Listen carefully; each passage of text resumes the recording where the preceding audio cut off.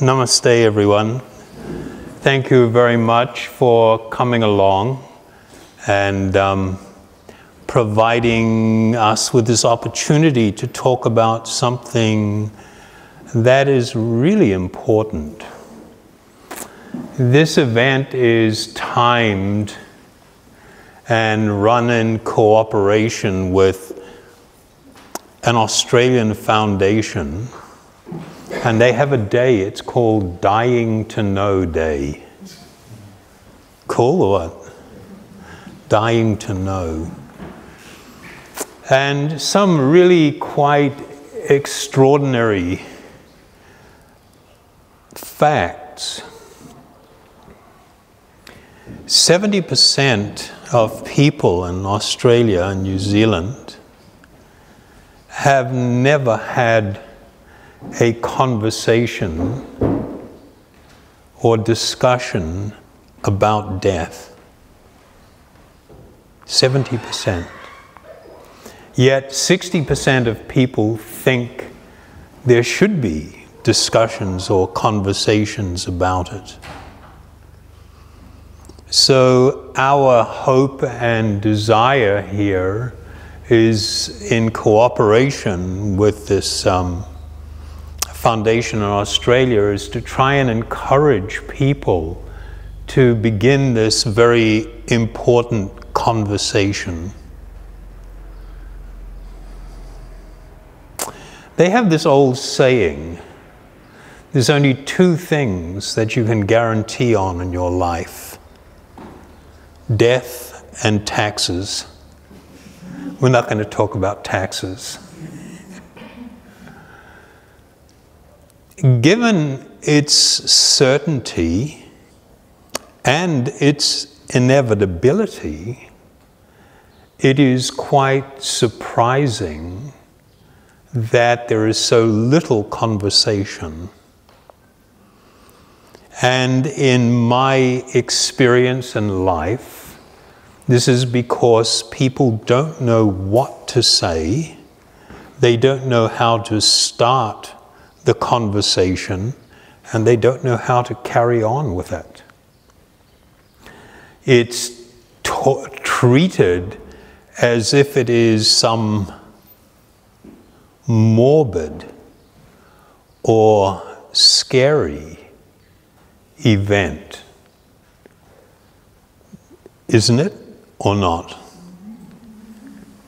I was talking to some people last weekend, about how when you raise the prospect of death, how people get really freaked out by it. There's like this really visceral reaction to death. And somebody had showed me one of these weird YouTube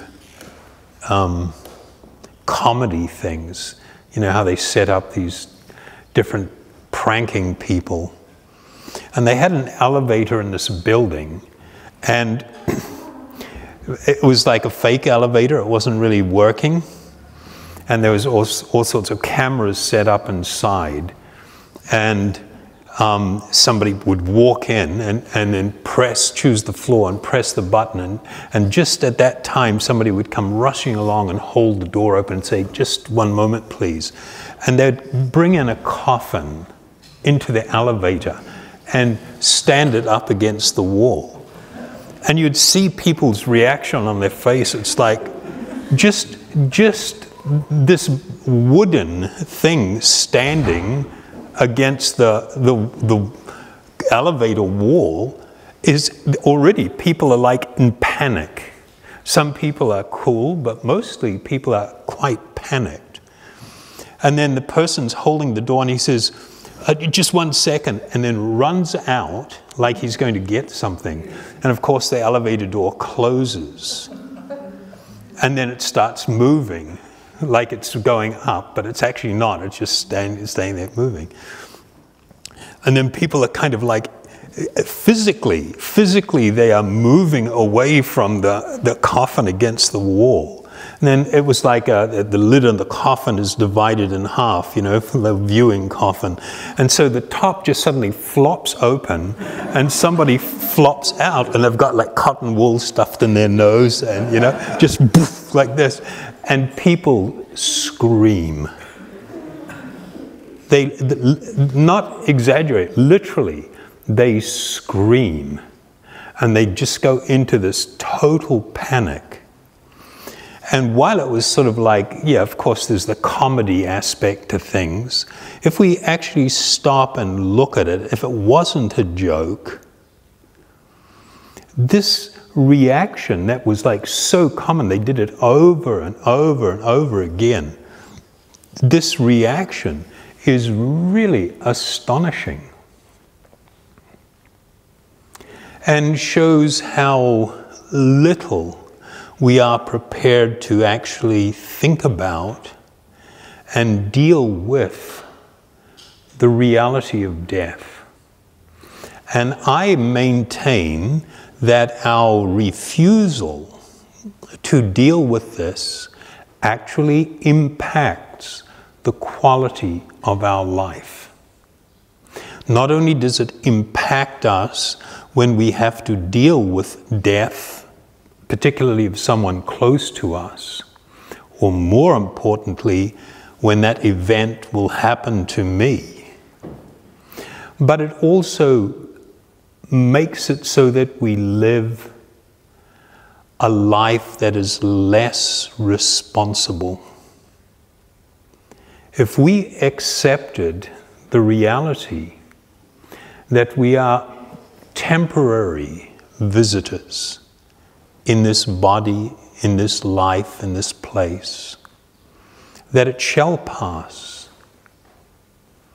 then I think we would be a lot more thoughtful about how we engage in relationships, how we deal with other people. The values that we hold as being important will actually become really deeply affected.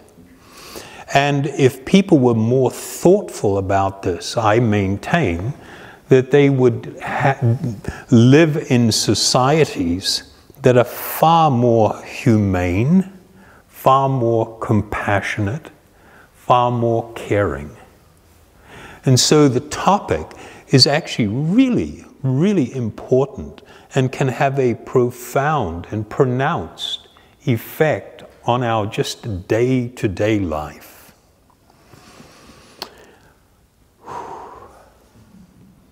We okay?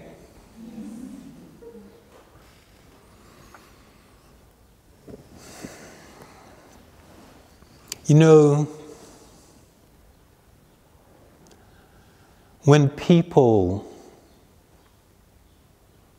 are diagnosed with a terminal illness, everybody feels utterly shocked. Not only the person that is diagnosed with the illness, but when the news is relayed to family members and friends, everybody, it's like somebody's been hit in the guts with a baseball bat or something. It's just like, and this unwillingness to accept that this is actually a natural part of life in this body. It is incredibly natural. This life in this body will come to an end. And it is important for us to become so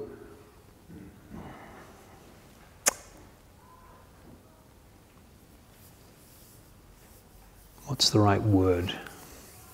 You know, what we're talking about, it should, my hope is that you will feel hope as a result of this conversation. One of the big problems with this, dealing with this reality of death, is that we don't know what to do. We have lived this life, which is a huge fantasy, that it's just going to go on and on. Like a child, I was talking last week in Wongamata on this thing about mindfulness and happiness. And, you know, it's just like the kids' stories and the love stories. The ending, they lived happily ever after. I'm sorry, it doesn't work like that. That is not true. Does it therefore mean that you cannot live a happy life?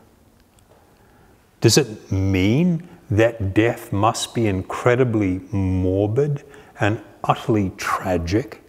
The answer is no. It shouldn't be tragic. To be sad is fine, but to take it to this other level. I have a little bit of a hard time with this word grief, because there are so many different understandings. Grief and lamentation. I just looked it up on the internet this morning, and we have a couple of definitions.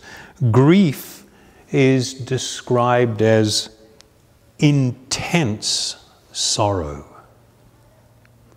especially caused by someone's death. And then we have lamentation, which is a passionate expression of grief or sorrow, such as intense weeping. Then I looked at how people attempt to deal with things.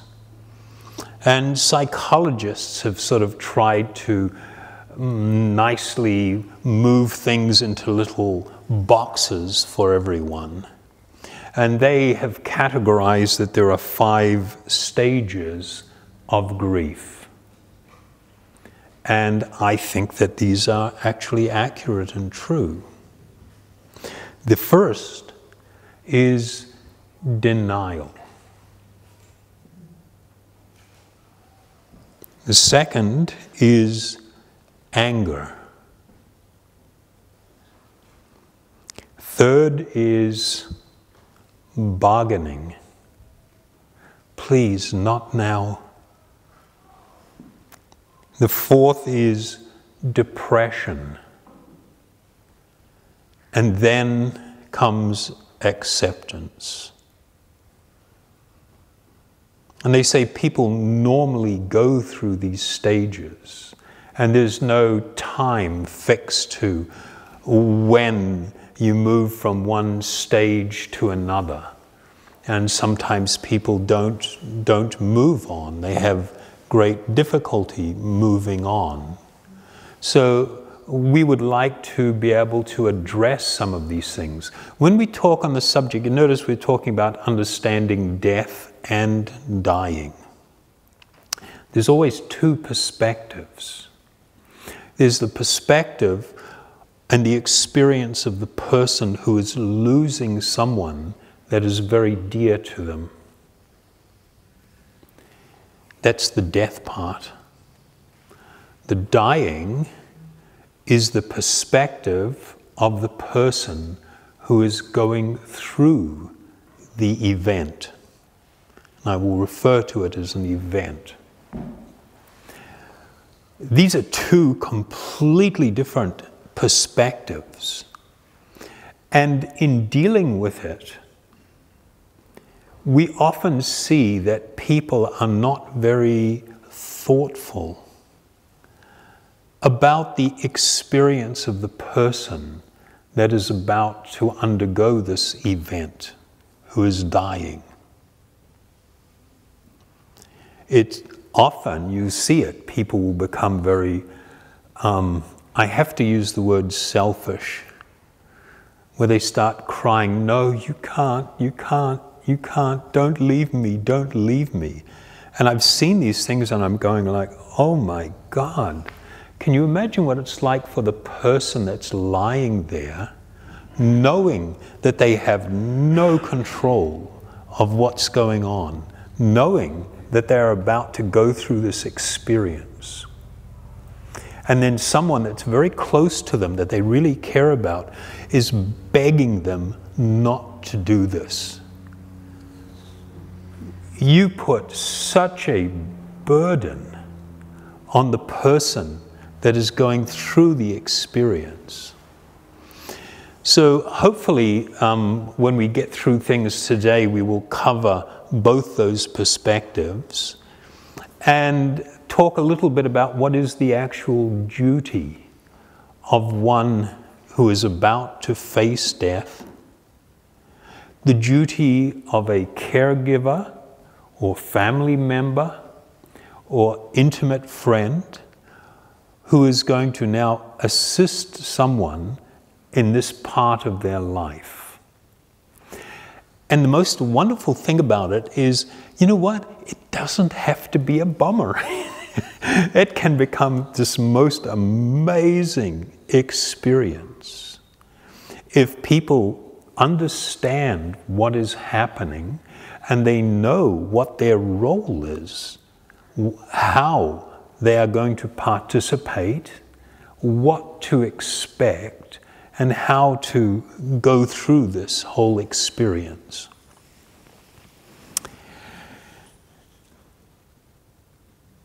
Wow, so quiet in here.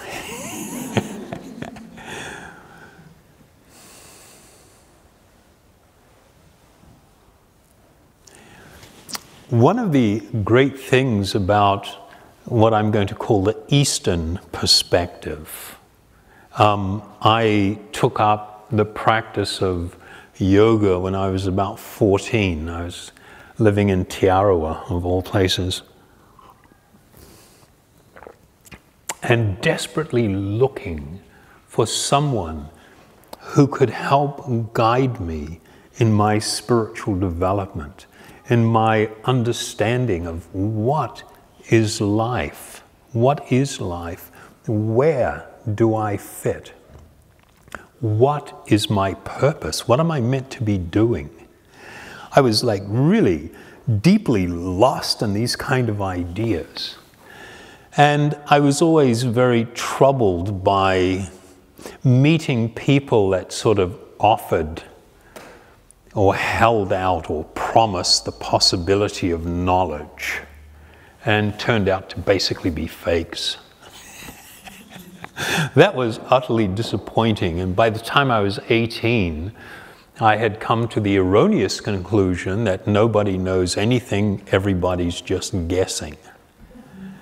And I was thinking, what the hell am I going to do? How am I going to find my way through this life and come to some real knowledge and understanding? Well, I was very fortunate. Within a relatively short period of time, I met a great spiritual personality who completely transformed my life. I went off to India and lived as a monk for about 2.5 years, and then began a whole lifetime of personal experimentation. You know, the things that we're going to talk about now, they're not just ideas. They're not just mental things or, you know, discussion points. They're meant to be about things that we consider in relation to our own life. And then a spiritual path means a path of actual experimentation, where one follows an actual process. I'm the laboratory, and I'm experimenting on myself, on my own consciousness, on my being, on my body, and I'm trying to find some truth. I want to experience the truth that I've been given. And so my great fortune was to actually become deeply influenced by a couple of very wonderful teachers. And they made it so I could take on board certain things, understandings.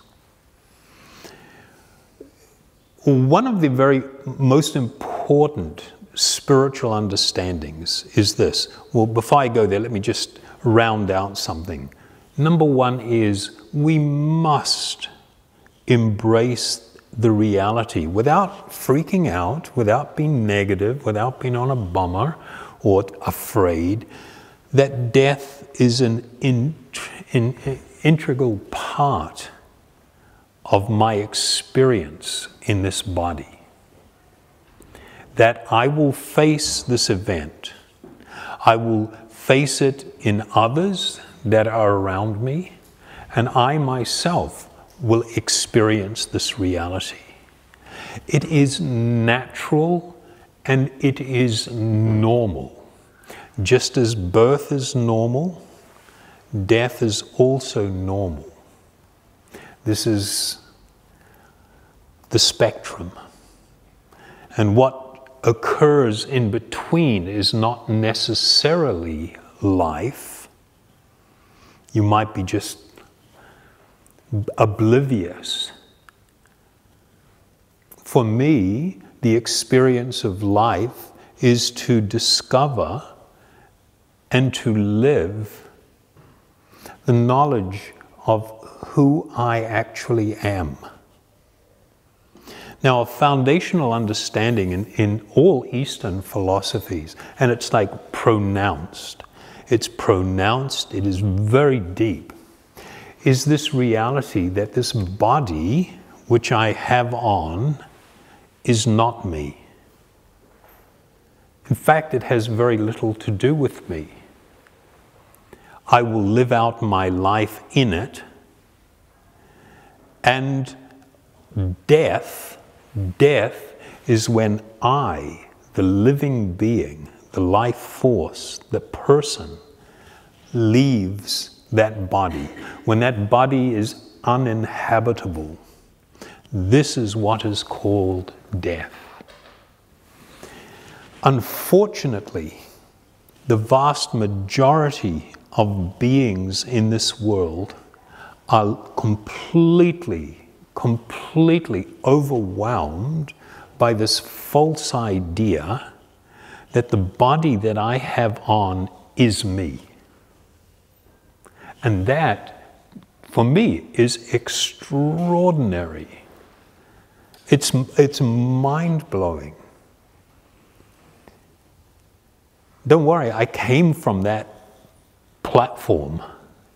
It's not like I'm making a judgment. It's just, it never ceases to amaze me how we have so deeply lost the plot, how we've become so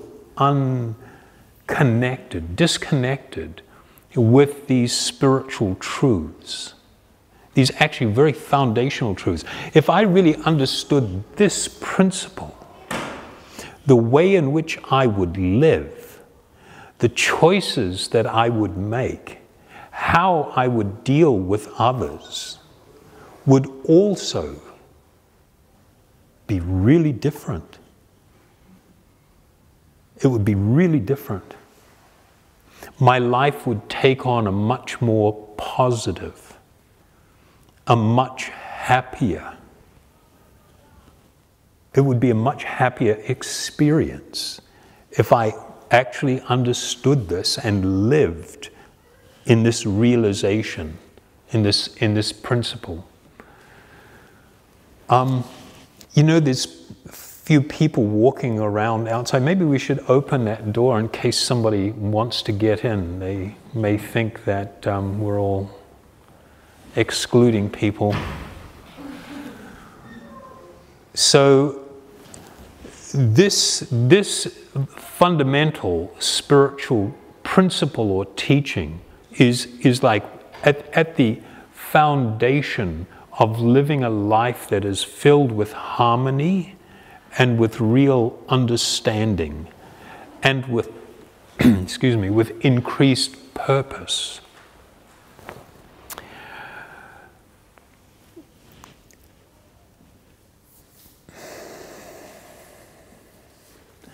this knowledge that you are, I'll step back just a little bit.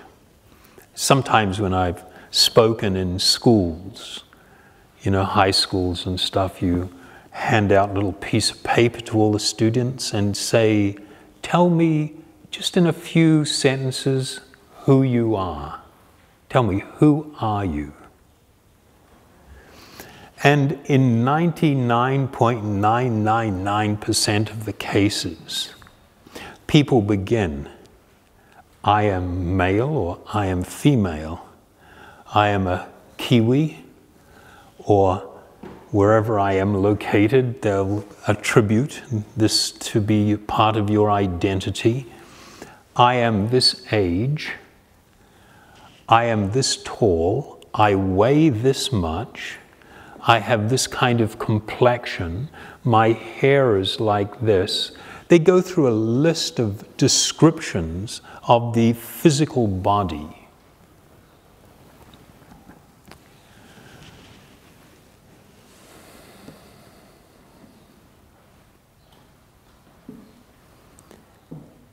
When people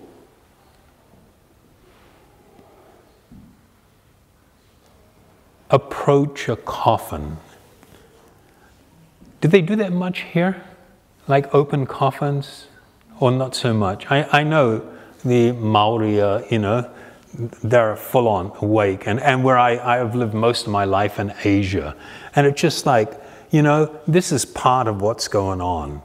The coffin's open, this person has died, we're terribly sad, we go up, we look in, we say a prayer, we go down the back, we have something to eat, we sit around and talk with everybody, and this goes on for about 3 days before they get around to a burial.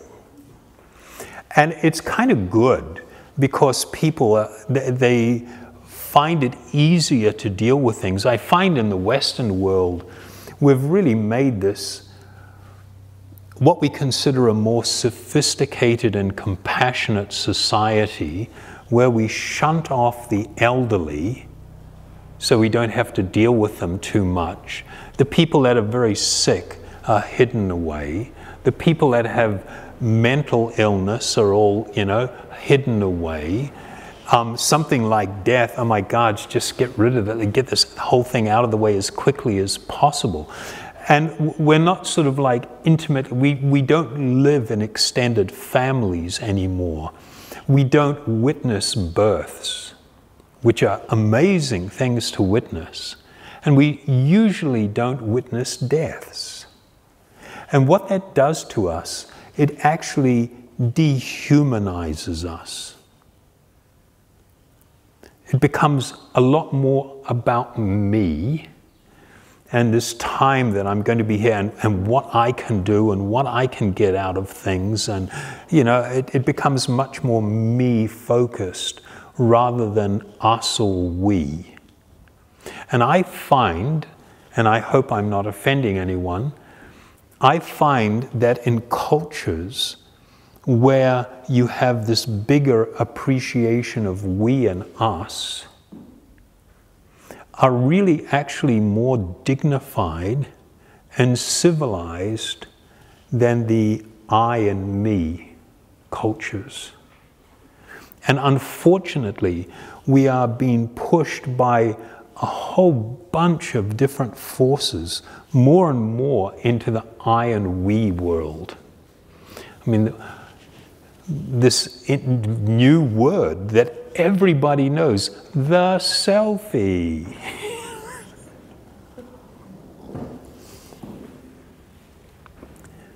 We become disconnected. I just saw these studies, I was reading them yesterday, where it shows since, and they've used 2007, the introduction of the iPhone as a sort of like point of reference. We've seen this massive decline in younger people of actual interaction, all of the positive things, even wanting to learn how to drive It's all following exactly the same path, because people are living increasingly more insular lives. And of course, the more insular you become, the more difficulty you're going to have with your own death and with the death of those that you love.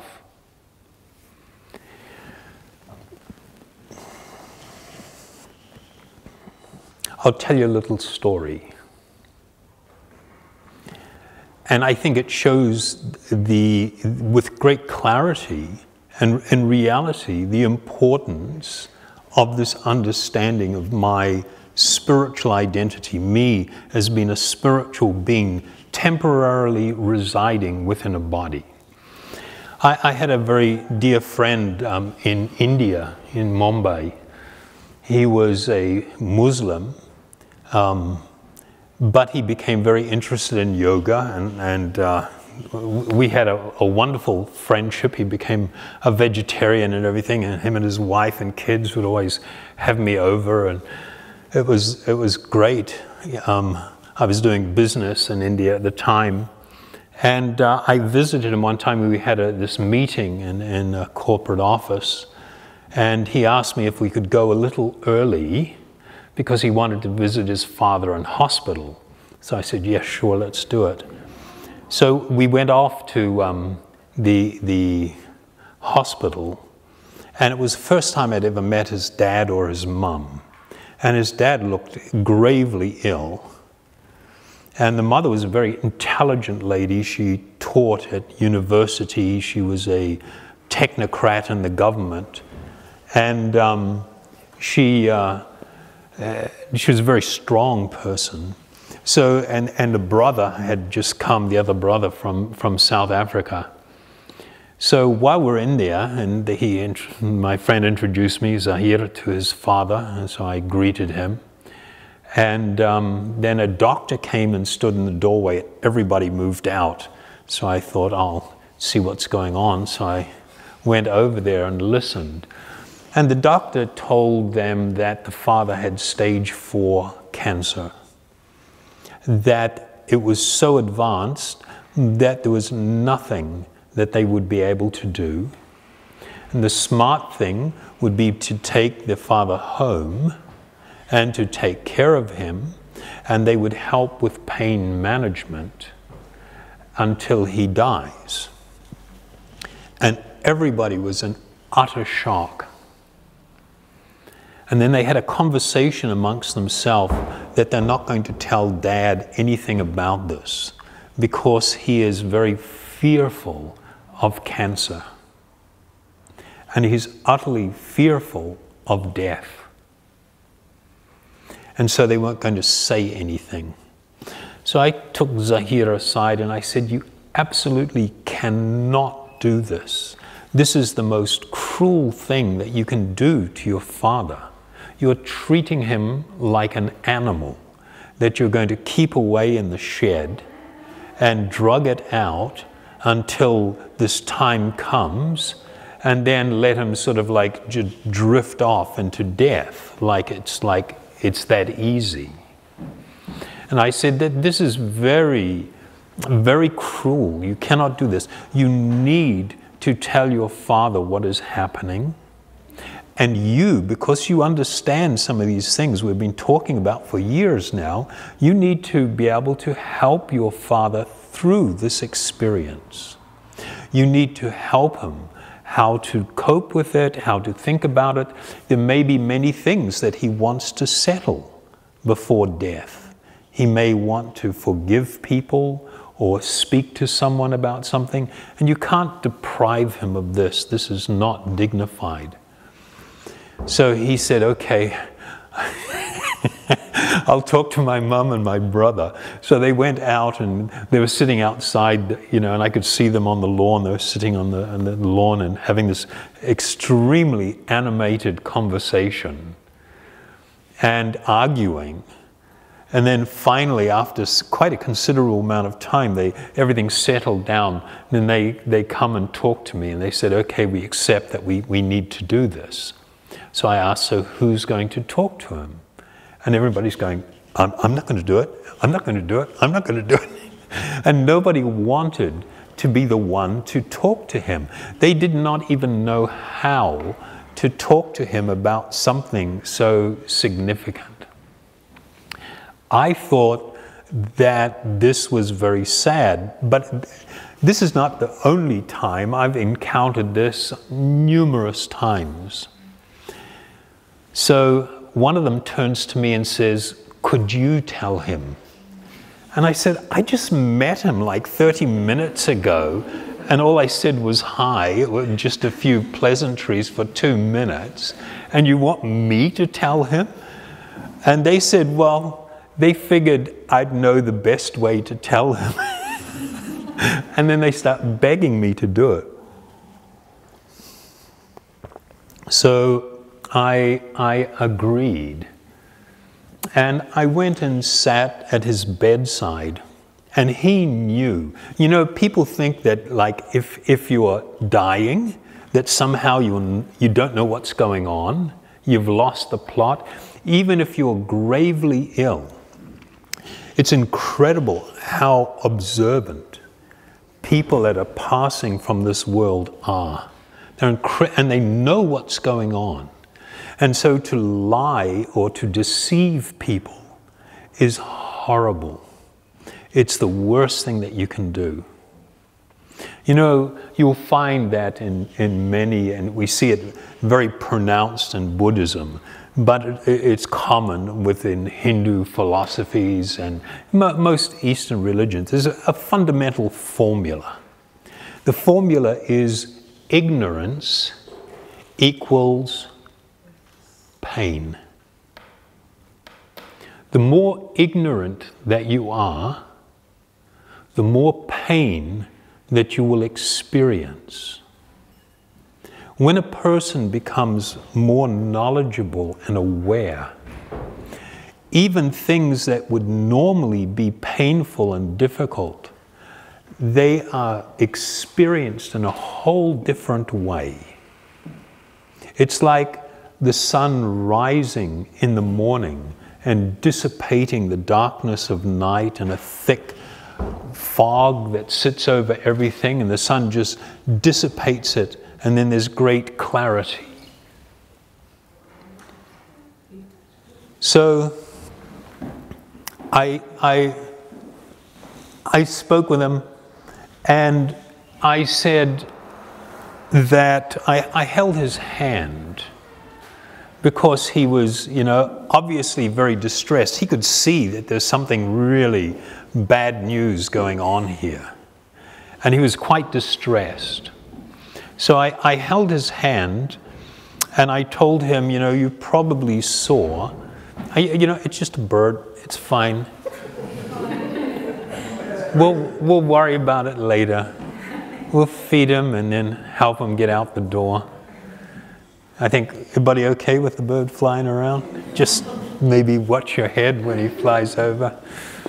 So I held his hand and I told him, you know, you noticed that the doctor had come and the tests have actually come back and the results are not good. And so he just like, you know, he's like almost white. And he's just like, you know, quite freaked. And then I told him, but you don't need to worry. I said, you are not going to die. I said, you will have to leave this body behind because it is gravely ill, but you should not worry. You are not going to die. You will be leaving this body behind. And what you need to do now is to spend the rest of the time that you have in this body in preparation for this event.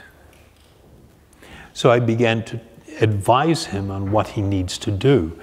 He was a Muslim, and so I suggested to him that it is better, and the doctors also say it is better that he goes home, back to their house, This is another thing that's quite astonishing. The vast majority of people who die in hospitals would rather die at home. But we don't let them. Like, it's going to make a difference if we keep them in the hospital. It's like, we just don't even know what we're doing and how we're dealing with these things. It's quite absurd. So I told them, you know, you need to go home and you need to prepare, and you should become absorbed in chanting the names of God. They have 99 names in the Mohammedan religion of God. You need to become absorbed and meditating upon what these names mean, and to listen to appropriate verses from the Quran. Don't be in a situation where you're in any anxiety or having to deal with things.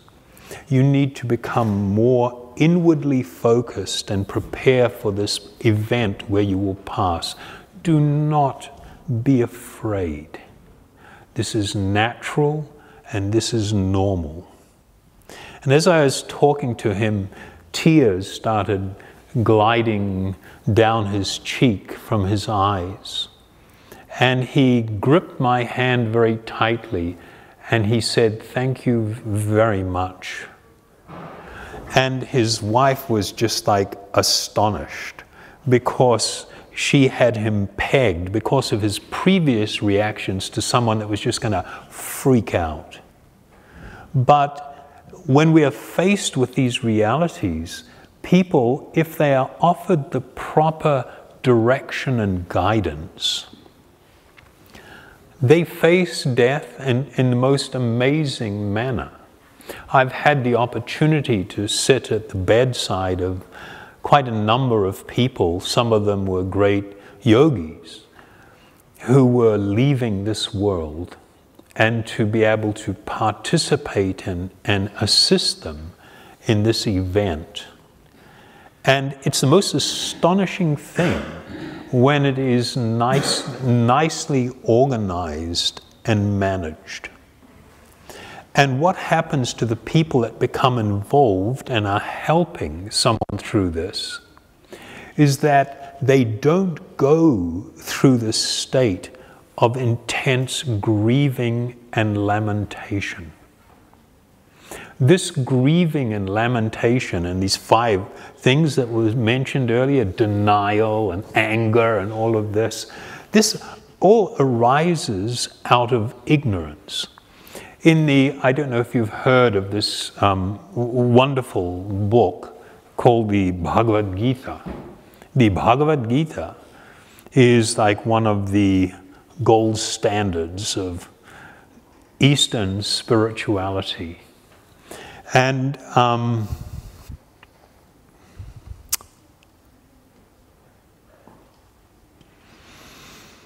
will just read,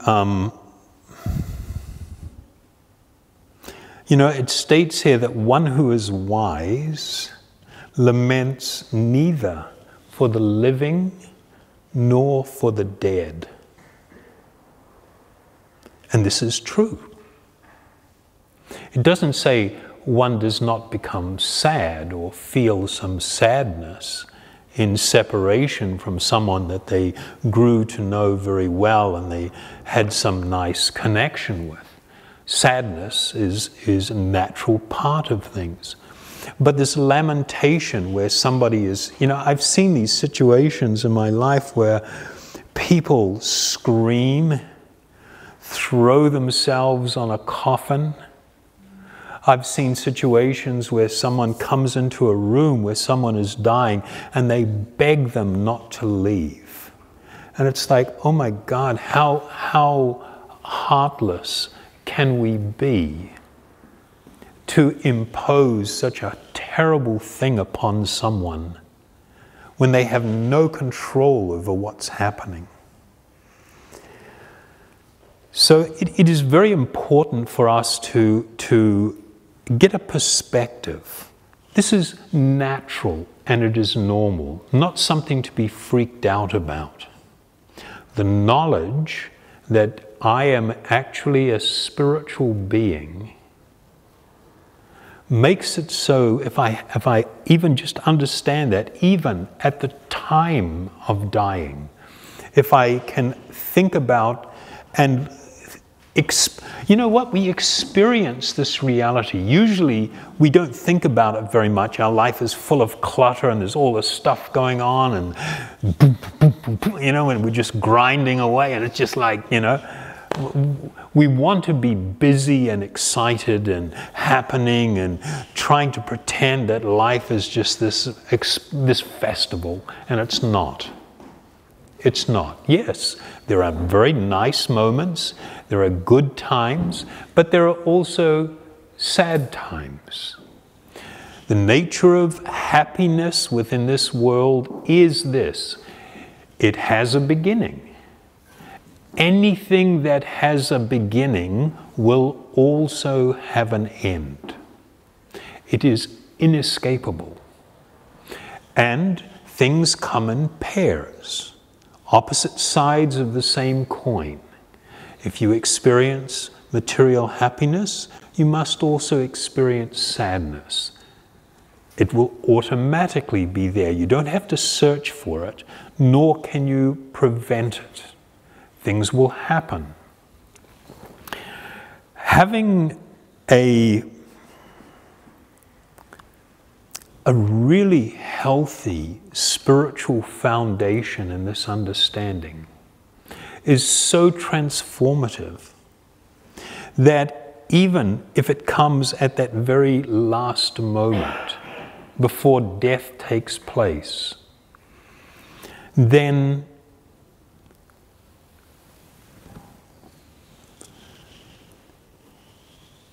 the reaction is like, wow. The reaction is amazing.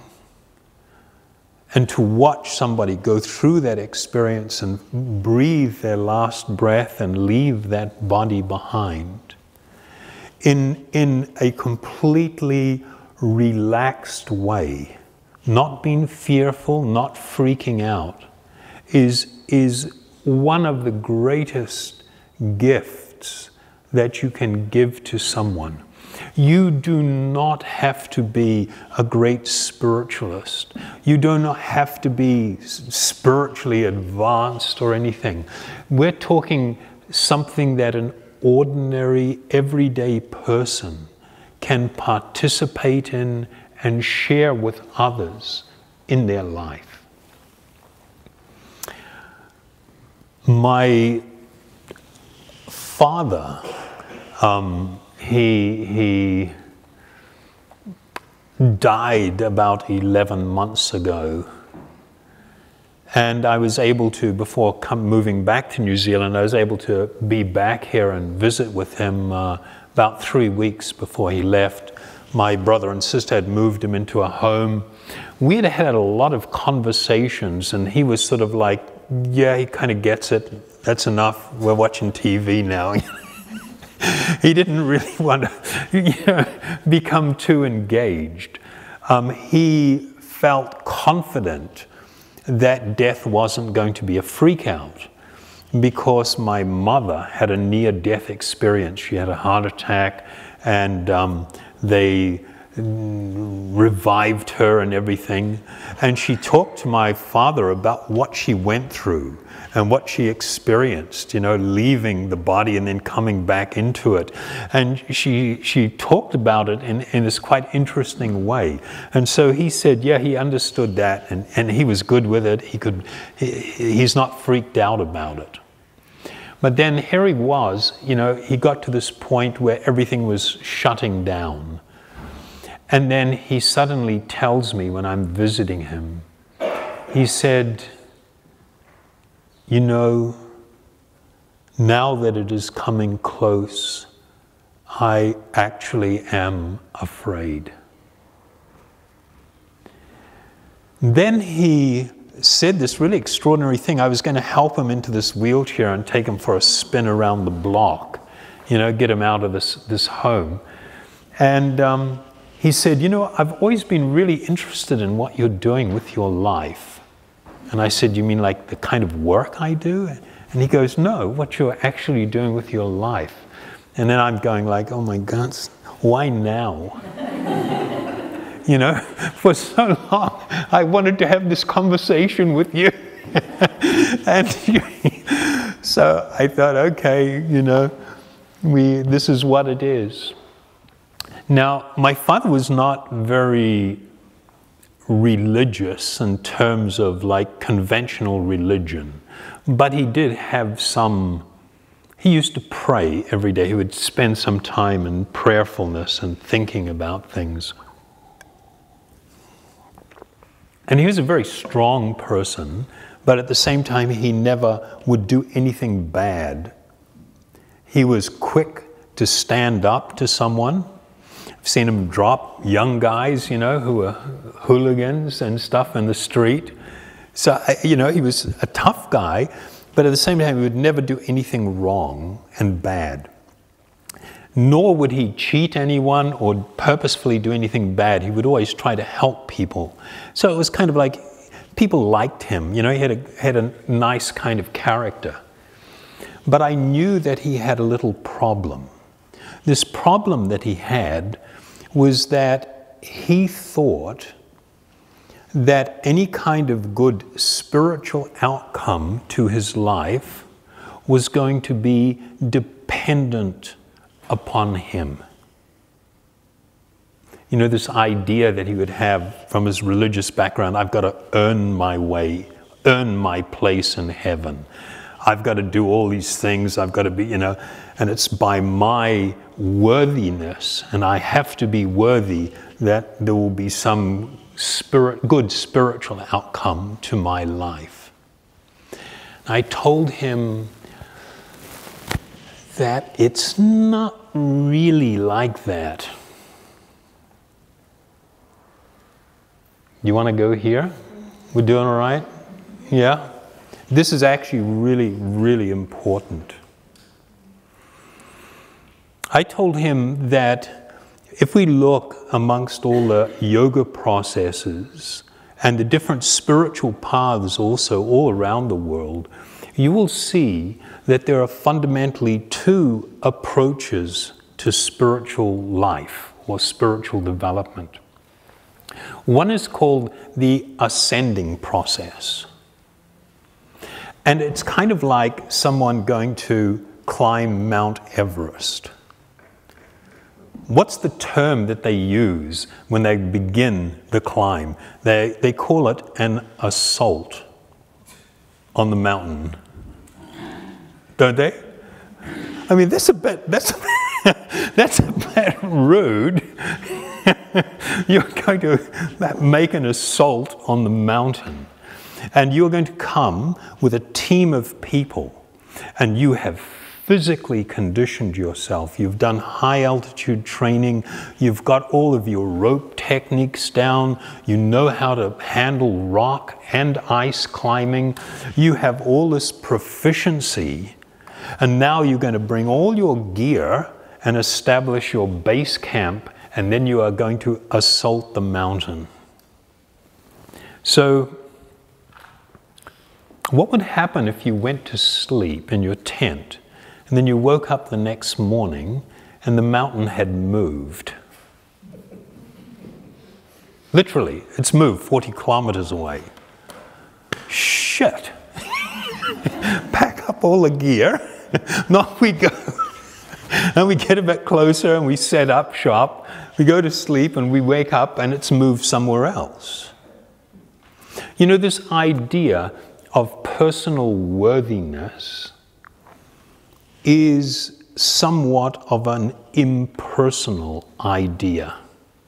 It is the idea, if we are going to consider the idea of myself and whether there is a higher being or whether there is a God or whatever, this idea that it's all about me and it is all up to me. And literally, it does not work. Literally, it does not work. Because you are never good enough.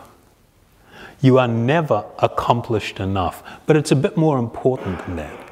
There's something else that's going on. It has to do with what's called relationship. If I'm just lost in this world that it's all about me, I don't think about relationship. I try to impose my will. I try to impose myself on others. And I think I can do that spiritually as well. I told him, you know, there is another approach. I don't know if any of you have been exposed to the yoga system. There's a very famous person that's considered one of the fathers of Ashtanga Yoga. His name was Patanjali. He wrote a book, a very brief one, very pithy, called the Yoga Sutra. And he goes through this whole explanation of all the technical proficiency that you need to attain this condition of what's called samadhi, a state of great spiritual grace and great spiritual experience. And then he's talking about how difficult it is to do and what's required, and you can practically, hardly anybody can get there. And even if you get there to this fantastic level, you can fall down from it. But there is one place that's better off, that's even more difficult to get to.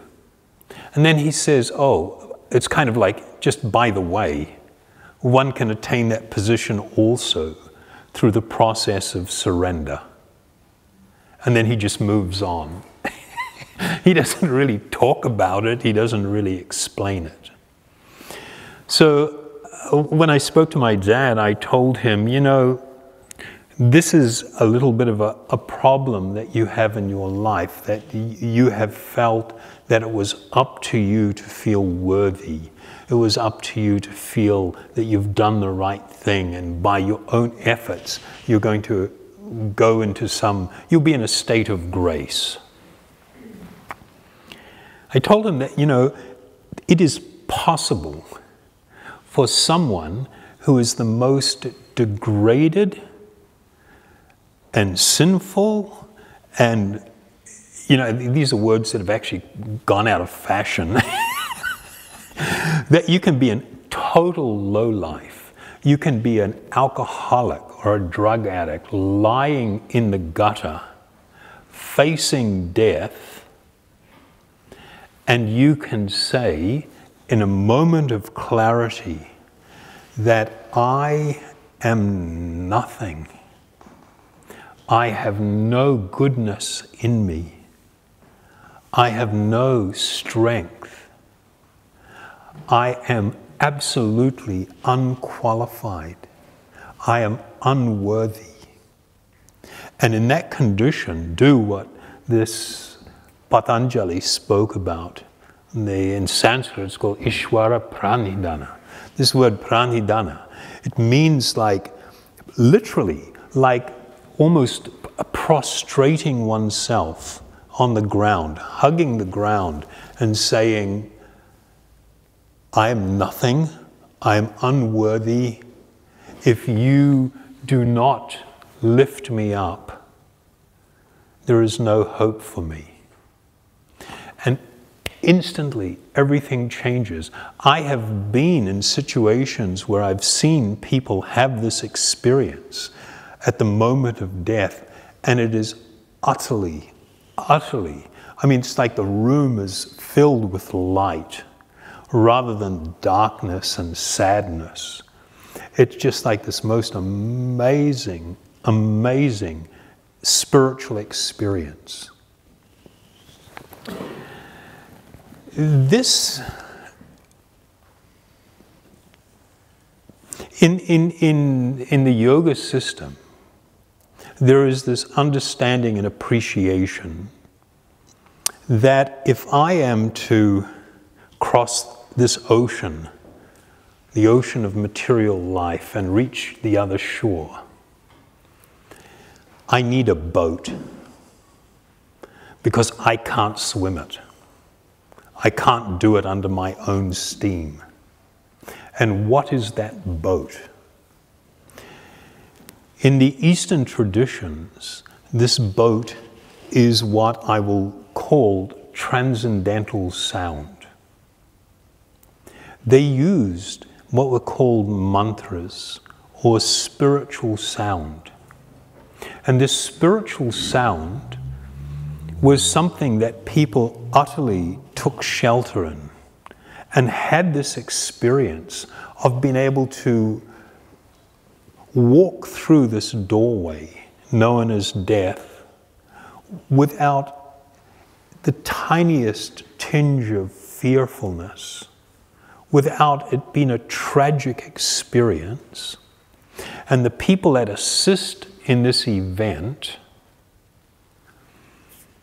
they experience one of the most, it's more profound than a birth.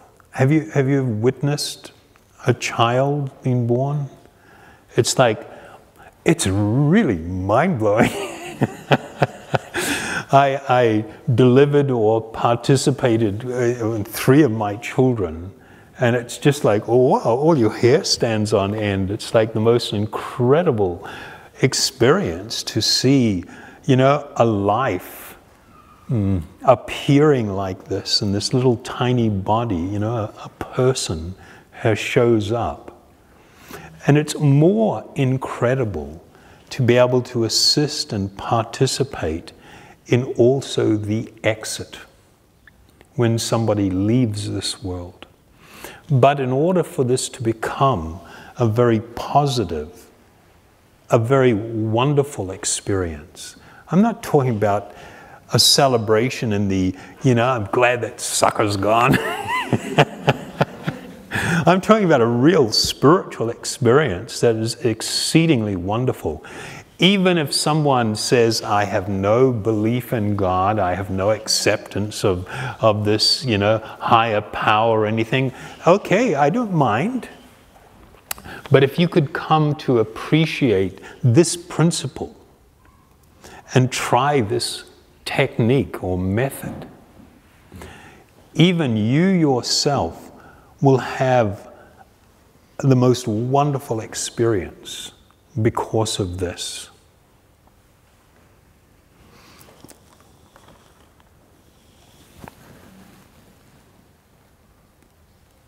Wow, time flew by. Does anybody have any questions? You know, unfortunately, this is such a large and important subject that, you know, the time that we've spent on it doesn't really do it justice. But I would really, really encourage you. I mean, the fact that you have come here today, for me, is a really amazing thing. And I think it's a very wonderful thing. And even with what you have heard today, if you were to take this with you and consider it, it can transform your life, and it can transform the life of others. You can have a profound effect on them.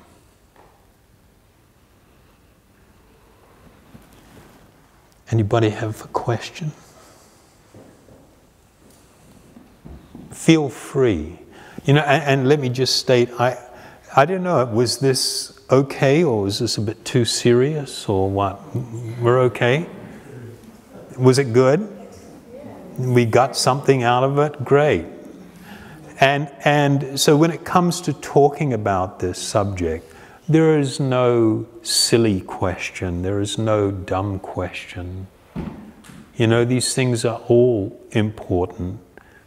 And if I can help to shine some light, then I would like to do that. And then what we'll do is when we're done with that, if there is any questions, I'd just like to lead you in a little bit of a guided meditation to try and give you some tools for the toolbox of life, something that you can take with you to help you in dealing with these things.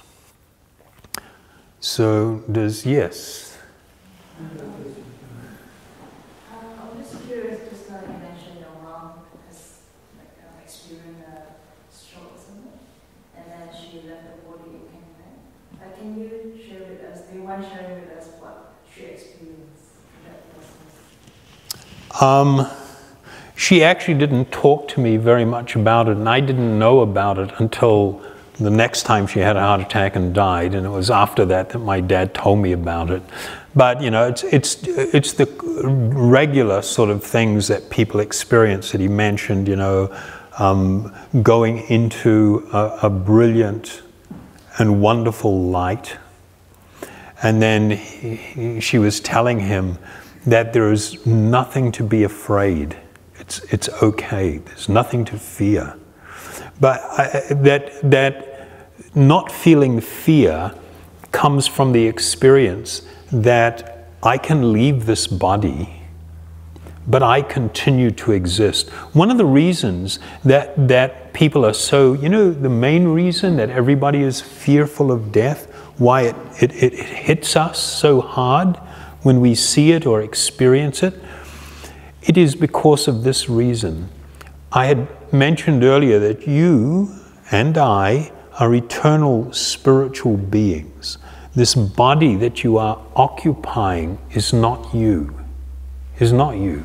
This is a temporary vehicle that you're identifying with and using.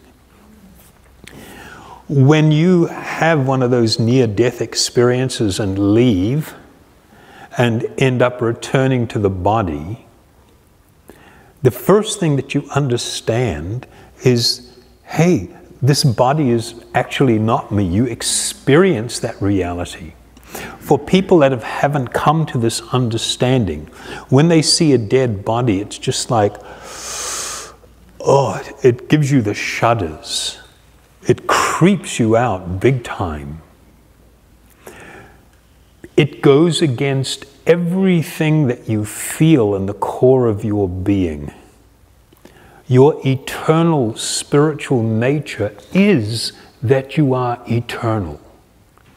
But when we identify so intensely with the body, when we look at a dead body and we see that it looks as though life has come to an end, that goes against our deepest spiritual nature and the reality of who we are. We are eternal spiritual beings. And that is why death really is such a huge discomfort. It really shakes us and rattles us. If you've had one of these types of experiences, then it sort of makes it so that you look upon death and a dead body completely differently. It's not so scary. It's not a freak out. You have a perspective and you have an understanding. Okay? Anybody else? Yes? As we know the time of the birth, so how do we know? Is death predestined or death of the time? Who decides? Who controls this?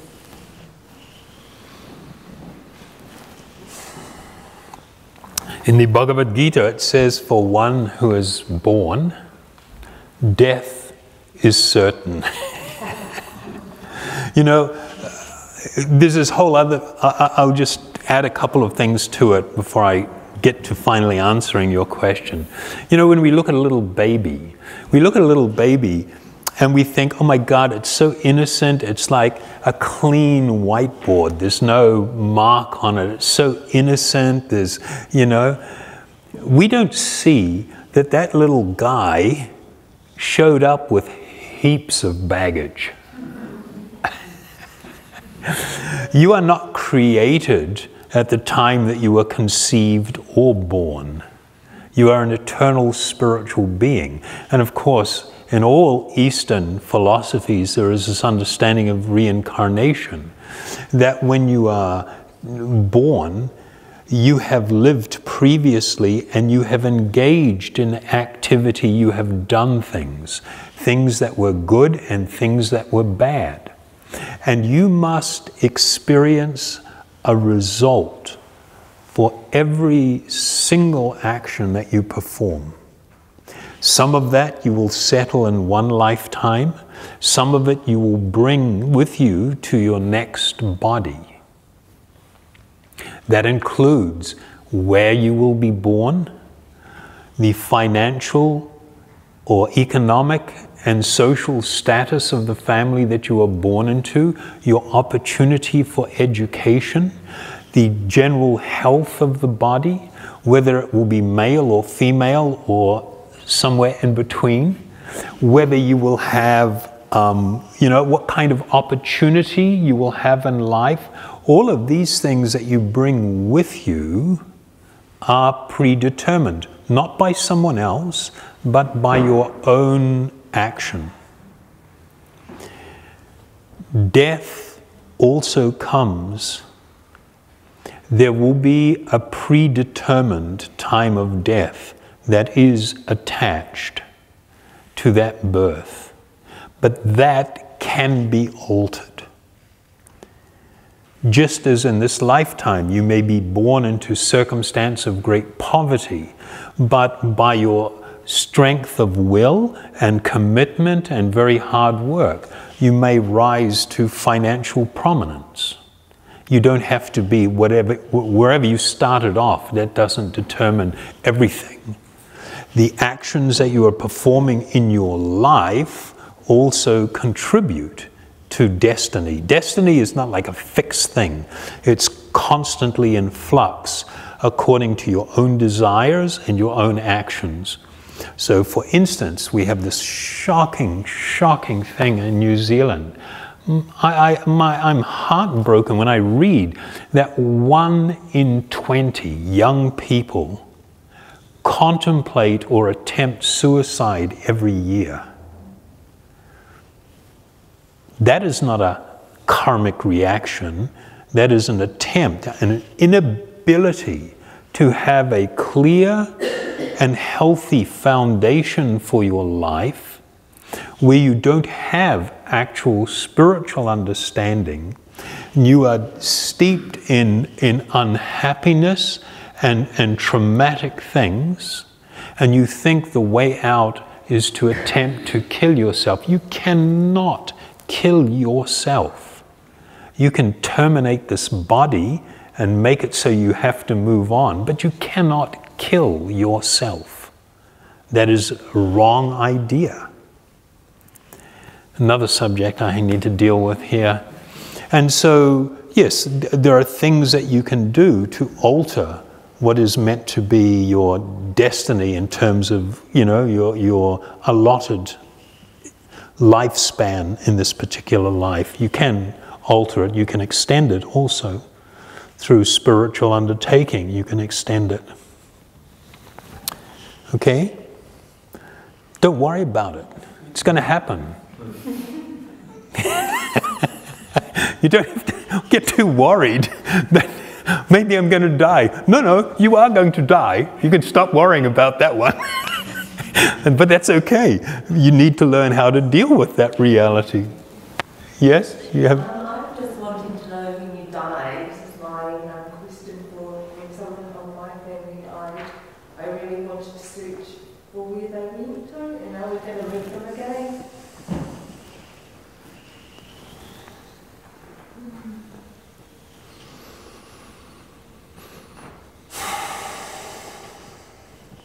It is very difficult to know. There is some possibility, and I'm not talking about these flaky seances and stuff, which is mostly all a lot of crap, actually. People get into these things, these spiritual mediums, just because somebody is coming to you in a very subtle form and saying something. Why should you believe that or accept it? I mean, I had this lady telling me one time that, this these things come and talk to her, and I go, well, why don't you just tell me that you were walking up there on Ponsonby Road and some drunk bumped into you and started telling you something? Should I believe that? No. So why are you believing this, you know what I mean, this entity that's trying to influence? This is not a good place to be, delving in this thing. The reality is, it is difficult to know where somebody has gone unless there are very clear things, like if somebody has attained a state of great spiritual development, it is very clear where that one's going. Otherwise, it's not so clear. Will you meet them again? Yes, there is always a possibility, but there is no guarantee that you could even recognize.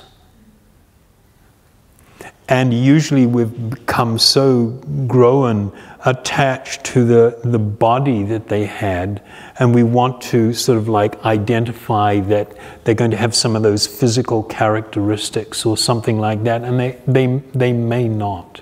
They may not. So yes, it is a fact that you can possibly encounter such a person, but, you know, a relative or friend.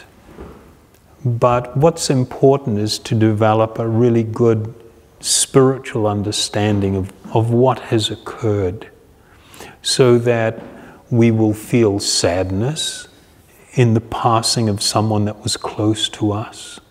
But we should not have that sadness grow so much that it dominates our life. You know, the person that has died or left, they would not want that, right? They wouldn't want to see us in a state of suffering and great heartache and things. They wouldn't want that for us. Even if someone is like your enemy, you know what I mean? And life may have tried to hurt you. When it gets down to actual seeing someone in a suffering condition, most people don't want to see that for another. And the experience of death is so heavy for most people because it's just so unexpected and unknown.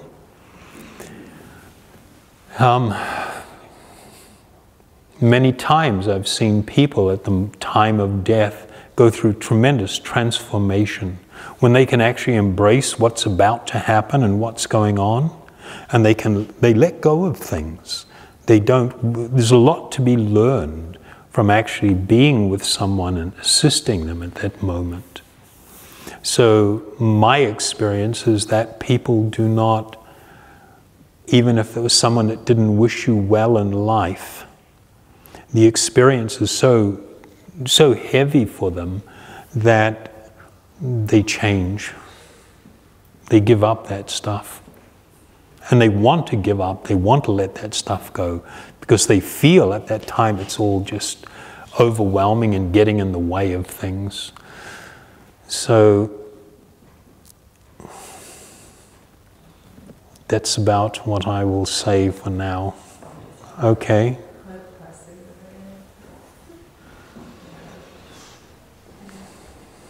Yes. Just a question leading on to death, by obviously this is more by natural. From my understanding in the Eastern philosophy, what is our understanding of unnatural sort of death through accidents, and you mentioned suicide? How does one seem to prepare yourself for that? It's very hard. Yeah. Well, I would probably only put suicide in the category of unnatural death, maybe a couple of other things, but pretty much that. If you were talking about sudden death as unnatural, what do you... Accidents or... Okay, well, I mean, For me, an accident wouldn't be an unnatural death. It should be understood that my time has come, and connected with things that are attributed to my past activity, this will be the nature of my death. And what is unfortunate is that in such a case, a sudden heart attack or an accident or something, one has not had time, or one is not in a state where they can now prepare for that. And this is why it is important to live a life of actual understanding, so that when that event comes, it can be handled with understanding and with enlightenment, even though it came very suddenly. I mean, for one that is really on a spiritual path, they must understand and accept that I personally may not know when my death will occur and exactly what will be the circumstance. If I am intelligent, I will live my life in such a way that I am always prepared. Always prepared means to live a life of compassion, a life of caring, a life of responsibility. These are things, and a life of actually spiritual cultivation. These are the things that will add to my quality of life, and when my death occurs, it will also enhance that experience, make that experience all completely okay. Is that all right? We don't have much choice. That's actually the smart thing to do. Anybody else? Maybe. What do you think about the animals there? What do I think about? The animal, we have cat and dog. Yeah. And sometimes when we take them to bed, and then they advise us, they put them to sleep. What can you do? Is it natural or Personally, I don't support the idea of putting anyone to sleep. Yeah, that's what I don't think that that's a good choice. Why not, but it happened to me. Then how can I come out of this guilt? We have, it's okay, you can sit down.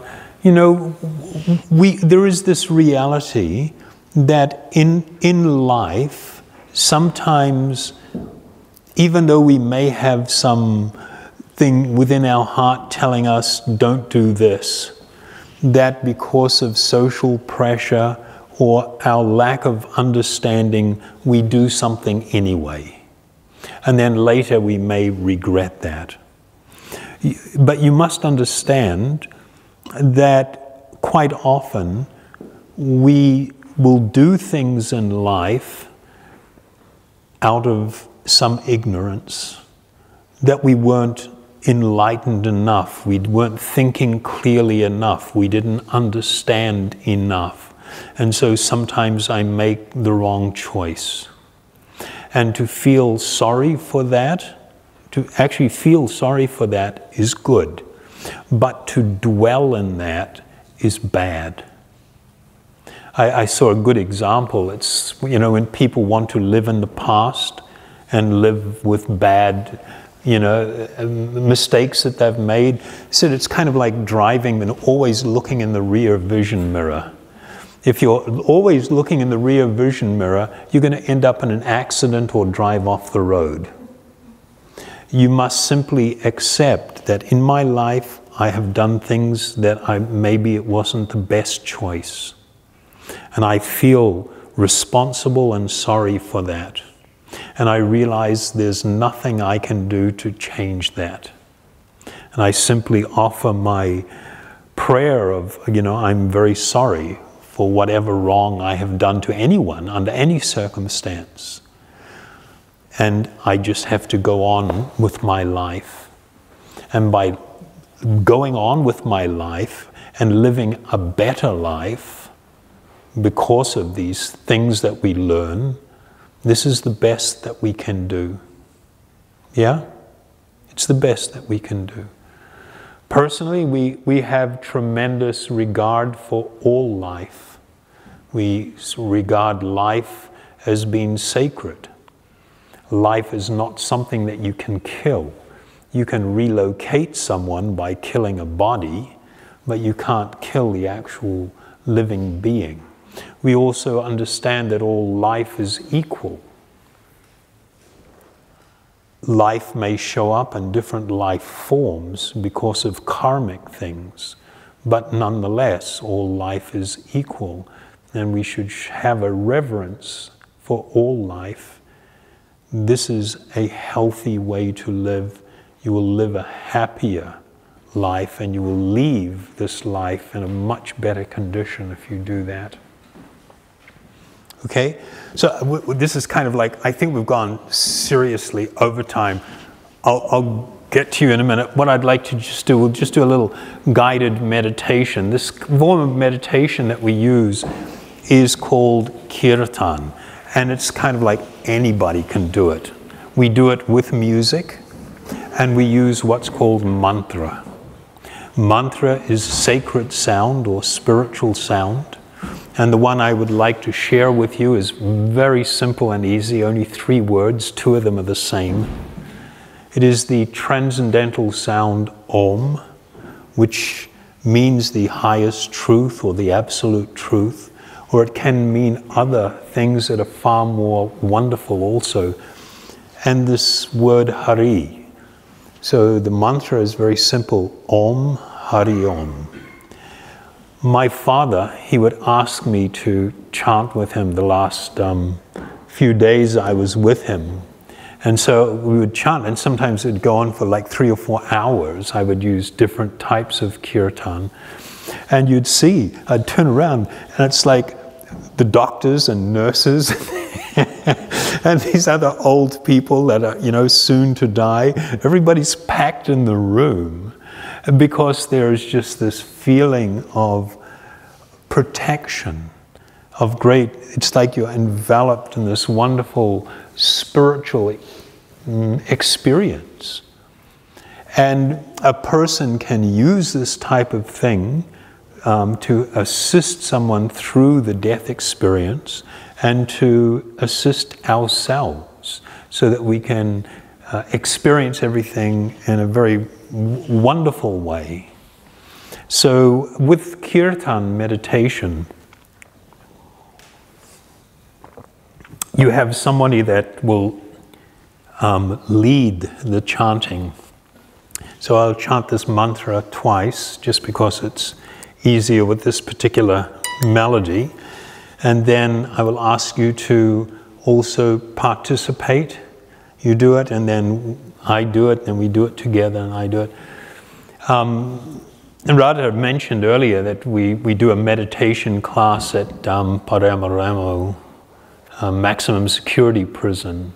You know, we've got all these hardened guys in there, and we're like 6 weeks into this meditation journey, and they've become like, they've gone from the hardcore tough guys to like young boys, and they're just like, they love it.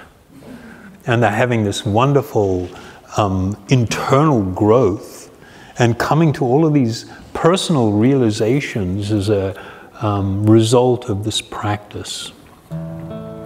So don't worry about what your voice sounds like, and you don't have to sing very loud. But I do ask you to participate, and maybe if everybody can close their eyes, we'll probably feel a lot more comfortable.